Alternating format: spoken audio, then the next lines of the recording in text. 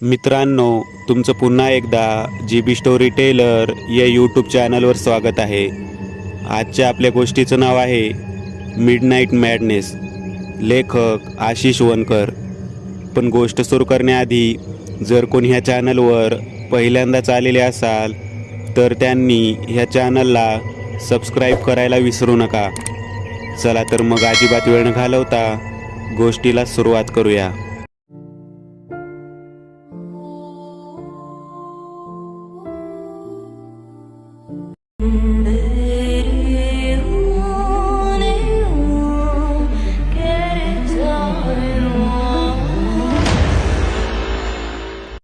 या जगात अनेक रहस्य दडलेले आहेत. अशा अनेक गुप्त आणि अनैसर्गिक गोष्टी आहेत ज्या जर का बाहेर आल्या तर मानवजातीला धोका उद्भवू शकतो. म्हणून देवाने आणि निसर्गाने तशी व्यवस्थाच करून ठेवलेली आहे की अशा गोष्टी बाहेर येणार नाहीतर सामान्य माणसाला त्याचा त्रास होईल. परंतु आधुनिक युगातला मानव हा अत्याधिक चालाक आहे. तो निसर्गाच्या या नियमाला मानत नाही.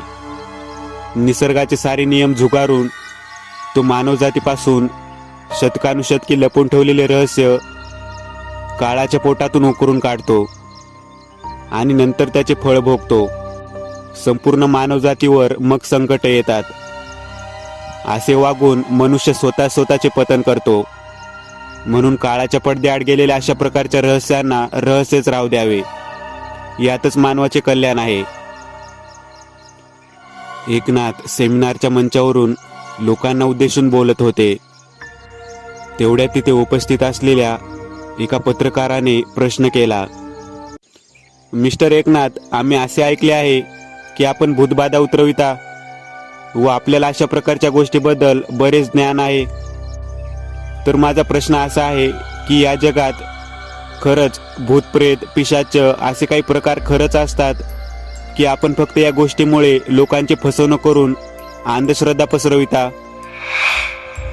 मला या गोष्टींचा तुम्ही पुरावा देऊ शकता? राघव, एकनाथ यांचा विश्वासू सहकारी, त्याला त्या उद्धट पत्रकाराने विचारलेल्या या प्रश्नामुळे अतिशय राग आला होता. पण एकनाथ यांनी त्याला शांत केले. एकनाथ यांच्या चेहऱ्यावर रागाचा लवलेशही नव्हता. ते शांत होते आणि स्मितहास्य करत ते म्हणाले, तुम्ही कधी हवा पाहिली आहे? नाही, तो पत्रकार म्हणाला. तुम्ही काय मी काय, कोणीच कधी हवा पाहिलेली नाही. आपल्याला फक्त ती जाणवते. आपण देवाला पाहिले नाही, पण आपला त्याच्यावर विश्वास आहे. संकट काळात आपल्याला त्याचे अस्तित्व जाणवते. तोच या जगाला चालवतो. मला वाटते तुम्हाला तुमच्या प्रश्नाचे उत्तर मिळाले असणार. हे ऐकताच टाळ्यांचा कडकडाट झाला. तो पत्रकार वरमला आणि खाली बसला. सेमिनार संपवून एकनाथ आणि राघव हॉलमधून बाहेर पडले. गाडीत बसताना राघव म्हणाला, एकनाथ, मगाशी तुम्ही कोणत्या तरी रहस्याबद्दल बोलत असताना तुमच्या चेहऱ्यावर एक गंभीर भाव मला दिसला. काय आहे नक्की त्यामागे?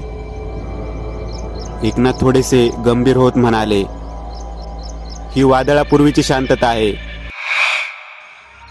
बेल वाजली आणि कॉलेजची अखेरची तासिका संपवून नीरज, प्रियंका आणि विशाल क्लास बाहेर आले.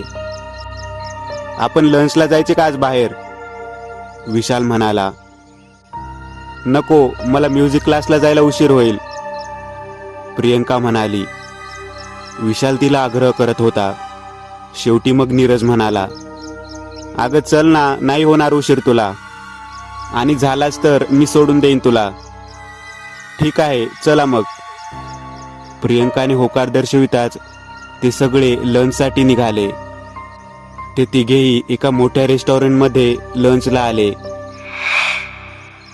नीरजने जेवणाची ऑर्डर दिली. नीरज, विशाल आणि प्रियंका एकाच वर्गात शिकत होते. ते तिघेही एकमेकांचे बेस्ट फ्रेंड होते.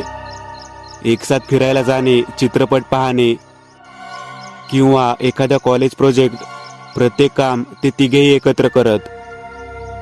विशालला प्रियंका आवडत होती, पण त्याच्यात हिंमत नव्हती तिला सांगायची. तो थोडा अंतर्मुखी स्वभावाचा होता, म्हणून त्याचे जास्त मित्र नव्हते. फक्त नीरज आणि प्रियंका हेच त्याचे जीवाभावाचे मित्र होते. त्यातही प्रियंका त्याला आवडत होती. तिला इम्प्रेस करण्याची एकही संधी तो सोडत नव्हता. त्याच्या मनात ती खोलवर रुजली होती. तिच्या मनात नक्की काय आहे हे विशालला जाणून घ्यायचे होते, आणि तो नीरजला आपला प्रतिस्पर्धी मानत होता. पण नीरजच्या मनात तसे काहीच नव्हते.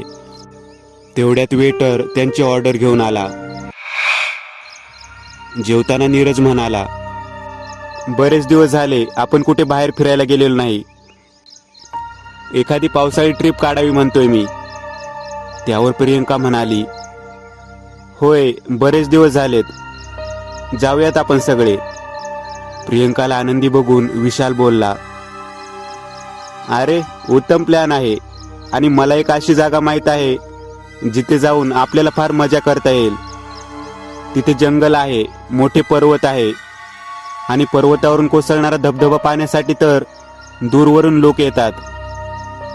तुम्हा दोघांना आवडणार ती जागा. त्या जागेचे इतके चांगले वर्णन ऐकून नीरज आणि प्रियंका दोघेही उत्साहाच्या भरात म्हणाले, ठीक आहे, जाऊया आपण तिथे या विकेंडला. करत करत जाण्याचा दिवस आला. विशाल, नीरज आणि प्रियंका तिघेही कारने तिकडे जायला निघाले. पावसाळ्याचे दिवस होते. नुकतीच एक हलकी सर कोसळून गेली होती. ते तिघेही मस्ती मजा करत जात होते. विशाल कार चालवत होता. विशाल, अजून किती वेळ लागेल आपल्याला तिथे पोहोचायला?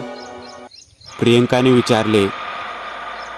अजून अर्धा तास तरी लागेल आपल्याला, विशालने सांगितले. मी तर तिथे जायला खूपच एक्सायटेड आहे, प्रियंका म्हणाली. ते असे बोलतच होते, तेवढ्यात त्यांची गाडी थोड्या दूर जाऊन बंद पडली.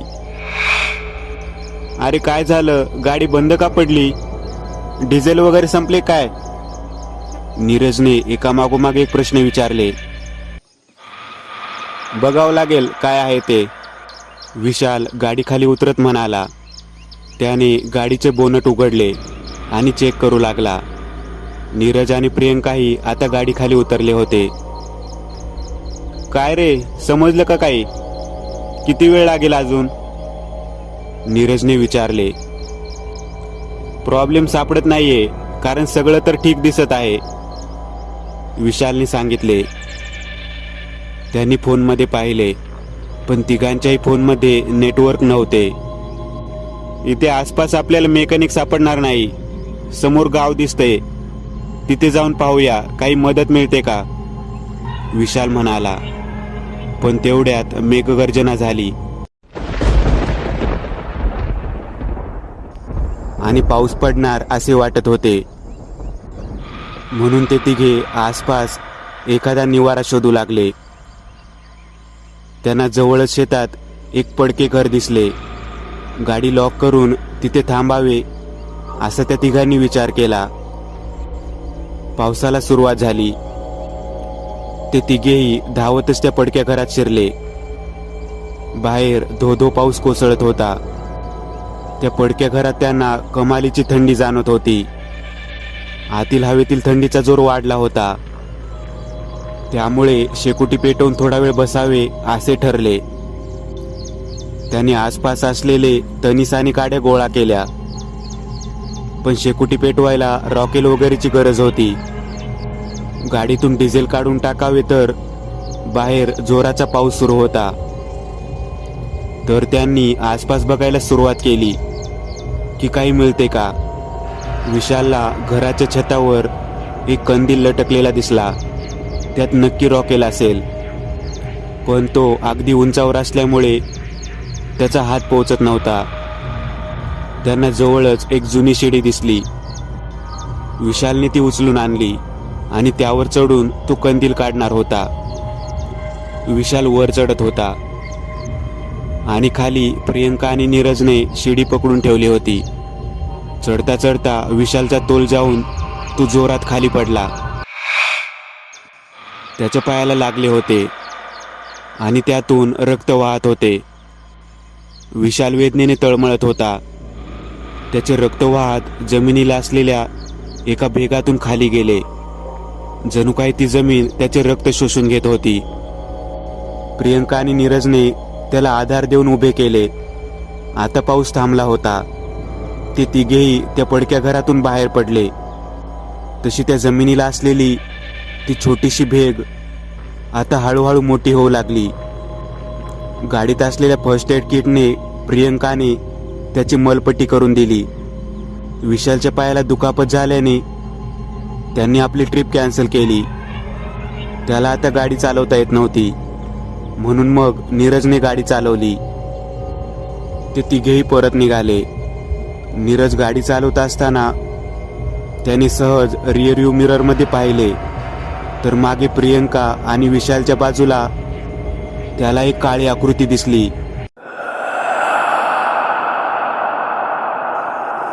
त्याने झटकन मागे वळून पाहिले, तर तिथे कोणीच नव्हते. काय झालं नीरज? प्रियंका म्हणाली. नाही, काही नाही, भास झाला असेल आपल्याला, असे म्हणून त्याने स्वतःची समजूत काढली. विशालला घरी सोडून ते दोघेही आपापल्या घरी परतले. रात्री उशीरपर्यंत विशाल आज घडलेल्या घटनेबद्दल विचार करत होता. विचार करता करता त्याला झोप लागली. रात्रीचे 3 वाजले होते. विशाल झोपला असताना त्याने पांघरलेली चादर हळूहळू खाली सरकून बाजूला झाली. त्याने पुन्हा चादर खेचून पांघरली, पण पुन्हा एकदा चादर खाली खेचली गेली. अचानक विशालला जाणवले की कुणीतरी त्याचा गळा आवळतंय. तो ताडकन उठून बसला. त्याला स्वप्न पडले होते. तो अगदी घामाघूम झाला होता. जवळच टेबलवर ठेवलेले पाणी पिऊन तो पुन्हा झोपला. आता सकाळ झाली होती, पण त्याच्या पायाला अजूनही चालताना वेदना होत होत्या. म्हणून त्या दिवशी तो कॉलेजला गेला नाही. विशालच्या बाबांनी डॉक्टरांना बोलावले. डॉक्टरांनी त्याला चेक करून आराम करण्याचा सल्ला दिला आणि 2 ते 3 दिवसात त्याचा पाय पूर्णपणे ठीक होण्याची हमी दिली. इकडे नीरजने फोनवरून विशालची चौकशी केली आणि लवकर बरा होण्यास शुभेच्छा दिल्या. विशाल दिवसभर घरी आपल्या मित्रांना मिस करत होता. आता रात्र झाली होती. विशालने झोपण्यापूर्वी आपल्या गोळ्या घेतल्या आणि झोपला. रात्री झोपलेला असताना त्याला जाणवले की त्याच्या बिछाण्यावर कुणीतरी आहे. विशालला त्याच्या पायावर एक थंड स्पर्श जाणवला. त्याने पांघरलेल्या चादरीतून पायाकडून काहीतरी सरपटत त्याच्याकडे येत होते. समोरचे दृश्य पाहून विशालची दातखिळीच बसली. त्याला किंचाळायचे होते, पण तोंडातून आवाज निघत नव्हता. विशाल आवासून त्या आकृतीकडे पाहत होता. ती काळ्या आकृतीने विशालवर झेप घेतली आणि ती विशालच्या अंगात सामावली आणि खोलीत अंधार पसरला. जेव्हा जाग आली तेव्हा त्याने पाहिले की तो आपल्या घरात नव्हता. तो एका अनोळखी आणि उंच इमारतीवर उभा होता. वरून त्याने खाली पाहिले तर त्याला भीती वाटली, कारण त्याला उंचीची भीती वाटत होती. भीतीने त्याचा तोल गेला आणि तो 7 मजली इमारतीवरून खाली पडला. पण त्याला जाणवले की तो आरामाने खाली उतरत आहे. जणू एखादी शक्ती त्याला अलगद खाली आणत आहे. तो खाली उतरला आणि आपल्या पायावर उभा राहिला. त्याला आता आपल्या पायात वेदना जाणवत नव्हत्या.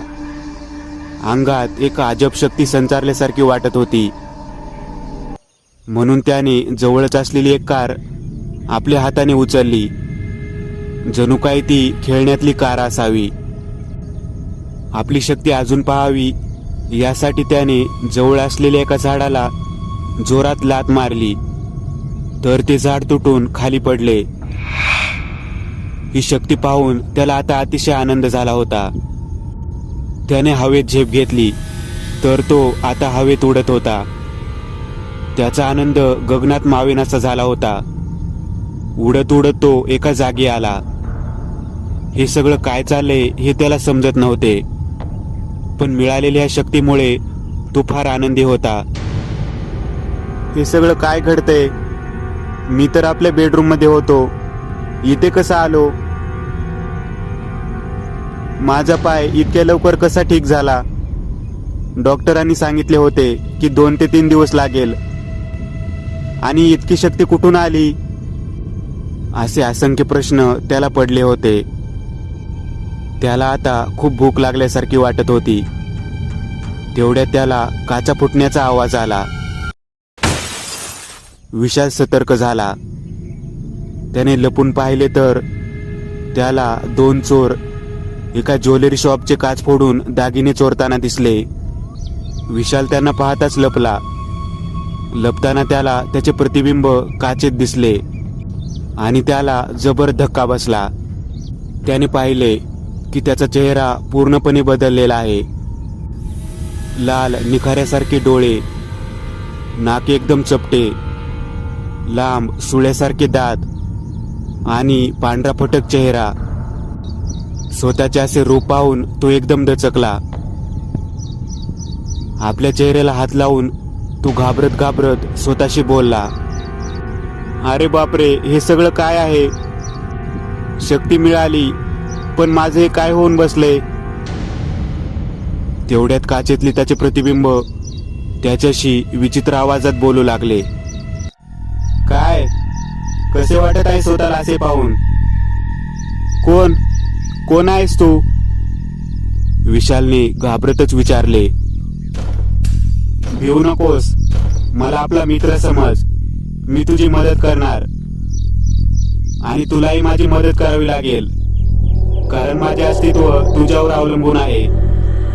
दिवसा माझ्या शक्तीला काही मर्यादा आहेत, म्हणून मी फक्त रात्रीच बाहेर पडू शकतो, आणि तेही तुझ्या माध्यमातून. मला भूक लागली आहे आणि समोर माझे भक्ष्य आहे. जा, त्या माणसांना पकडून त्यांचे रक्त पी. त्यावरच तुझी आणि माझी शक्ती अवलंबून आहे. विशाल पूर्णपणे त्याच्या अधीन झाला होता. नंतर त्याने त्या दोघांपैकी एकावर झेप घेतली आणि आपल्या तीक्ष्ण दाताने त्याच्या मानेवर चावा घेत त्याचे सारे रक्त शोषून घेतले. आणि आता त्याने आपला मोर्चा त्या दुसऱ्या माणसाकडे वळवला. विशालने उडत जाऊन त्या दुसऱ्या माणसावर झेप घेतली आणि क्षणात त्याचे रक्त शोषून टाकले. रक्ताची खुराक मिळाल्याने आता तो अधिक शक्तिशाली झाला होता. सकाळी जेव्हा विशालला जाग आली तेव्हा त्याला रात्रीच्या काही धुसर आठवणी येत होत्या. काल रात्री जे काही घडलं ते खरं होतं की फक्त एक स्वप्न, त्याला त्यात फरक करता येत नव्हता. तो बेडवरून उठून उभा राहिला. त्याला आता त्याच्या पायात दुःख जाणवत नव्हते. म्हणजे काल रात्री जे काही घडलं ते खरं होतं. विशालला चालताना पाहून त्याच्या आईबाबांना देखील आश्चर्य वाटले की इतक्या लवकर त्याच्या पायाची जखम भरून निघाली. आता सारं शहर जागं झालं होतं.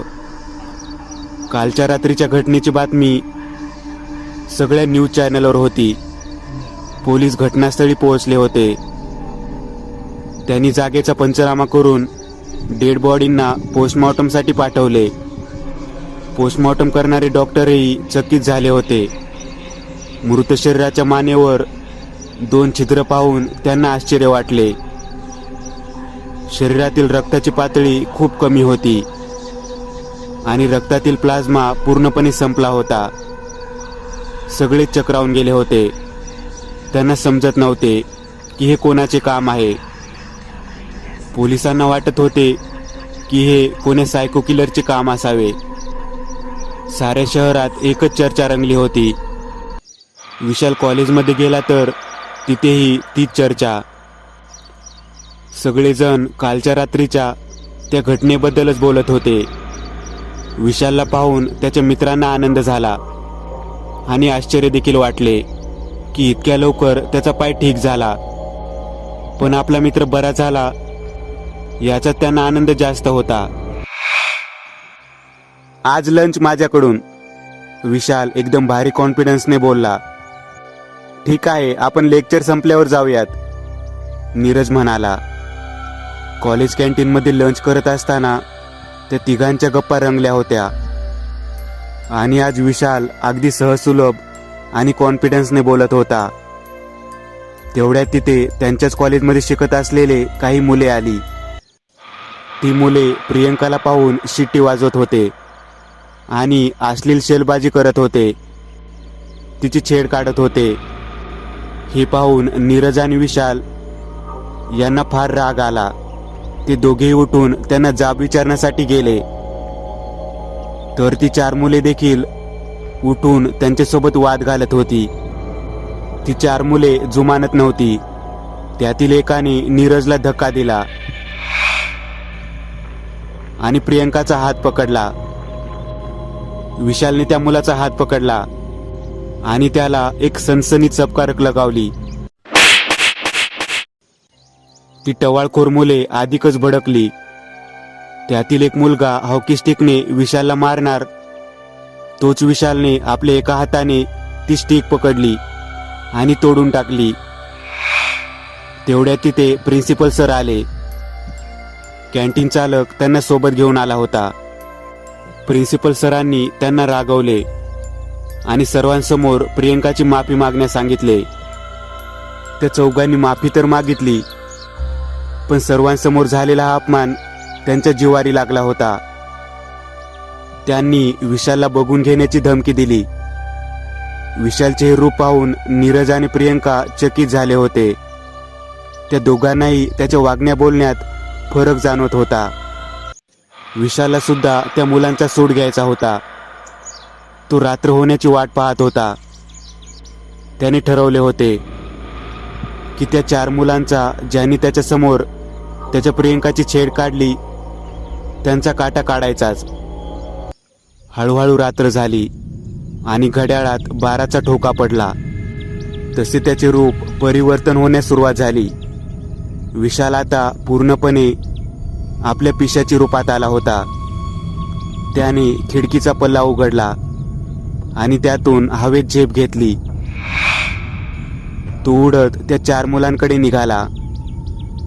त्यांना शोधत तो एका बारजवळ आला. ती 4ही मुले बारमध्ये बिअर पीत बसले होते. त्यांना विशालचा कसाही करून सूड घ्यायचा होता. त्यातील एक जण म्हणाला, "ते विशालला धडा शिकवायला हवा. मुलीसमोर जास्त हिरो बनतो काय?" ते चौघेही बियर डोसून बारच्या बाहेर आले. बाहेर विशाल त्यांची वाट बघत होता. त्यातील दोघांनी आपली बाईक स्टार्ट केली आणि बाकीचे दोघे बाईकवर बसून निघणार, तोच विशालने त्यांच्या बाईकला घट्ट पकडून ठेवले. त्यांची बाईक समोर जात नव्हती. त्यांनी मागे वळून पाहिले तर त्यांना एक इसम दिसला.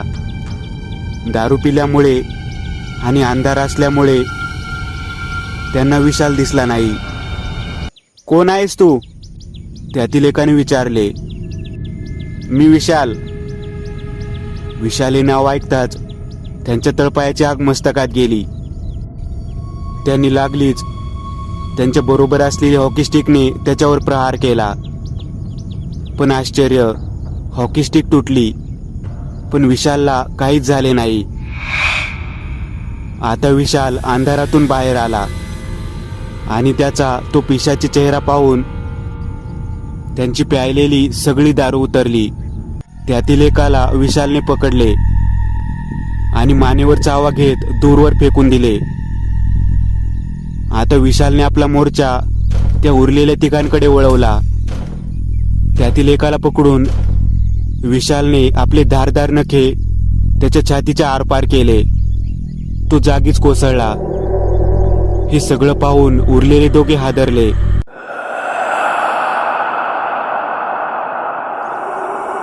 विशालने त्या दोघांना पकडून हवेत झेप घेतली आणि बऱ्याच उंचावर नेले. त्या दोघांच्याही मानेत आपले सुळ्यासारखे दात खुपसून त्याचे रक्त शोषून घेतले आणि त्यांना खाली फेकून दिले. विशाल आता पूर्णपणे त्या पिशाचाच्या अधीन झाला होता. एखाद्या राक्षसाप्रमाणे तो जोरजोरात हसत होता.